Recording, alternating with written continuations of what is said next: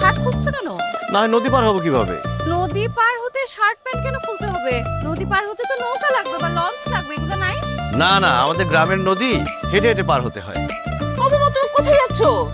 মা পানিতে নামতেছি। কিভাবে আপনারা হাসতেছেন কেন? রাশেদ তোমার সাথে মজা করেছে। রাশেদ, তুমি এতক্ষণ আমার সাথে মজা নিচ্ছ?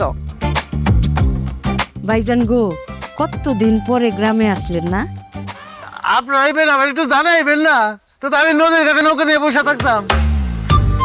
রাশেদ, বড় হয়ে গেছো। চাচি চাচি প্লিজ, আমার ডাস্ট অ্যালার্জি আছে, আপনার শাড়িতে মনে হয় ময়লা আছে, সমস্যা হবে। কি হচ্ছে এসব? তুমি কার শাড়ি পরেছো? চাচিমার শাড়ি। আমাকে সুন্দর লাগছে না? এসব সস্তা শাড়িতে কাউকে সুন্দর লাগে? তোমাকে বাজে লাগছে, বৃষ্টি লাগছে, গ্রামের গরিব মহিলাদের মতো লাগছে। বাবা লজ্জা করে না আপনার? আপনি আপনার বড় ভাইকে সিগারেট কিনে দিচ্ছেন, লজ্জা করবে কিভাবে? গ্রামের মানুষের তো লজ্জা একটু কম। বোমা দেখো, রাশেদ বাবাজি তখন আমার কোলে মুইটা দিচ্ছে। চাচি আপনার না কোনো কমন সেন্স নেই, কোনো কাণ্ড জ্ঞান নেই। আমার বউর সামনে বলা দরকার ছিল। এই কাঁধের মধ্যে নিয়া ঘুম পাড়ানি মাসি পিসি গান শুনাইতাম আর ঘুম পাড়াইতাম। এই ভালোবাসার কি কোনো মূল্য নাই? মোর সন্তান কখনো আপন হয়নি।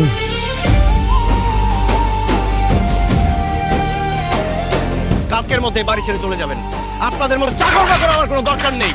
যাওয়ার আগে দলিলটা আমাকে বুঝিয়ে দিয়ে যাবেন, নয়তো ঘাড় ধাক্কা দিয়ে দুটাকে বাড়ি থেকে বের করে দিব।